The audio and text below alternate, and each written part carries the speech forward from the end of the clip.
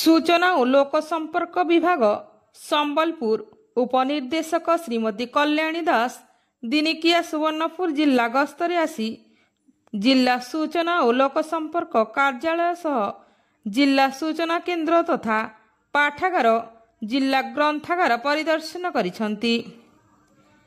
से एही अवसर में जिला सूचना और लोक संपर्क अधिकारी कार्यालय रे थिबा समस्त कार्यक्रम सह तत्संबंधित कागजात और नथिपत्र देखिथिले।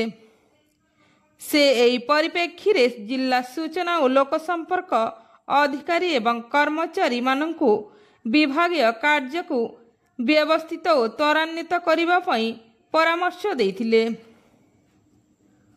उपनिर्देशक कल्याणी दास को एही दिनिकिया जिला गस्त अवसर में जिला सूचना और लोक संपर्क अधिकारी अश्विनी कुमार भई समेत कार्यालय वरिष्ठ किराणी मानभंजन पट्टनायक ग्रंथाकारिग प्रियदर्शिनी अशोक मोहन जेना शिक्षित चपरासी विनोद किशोर दानी चमराबिशी प्रमुख उपस्थित थिले।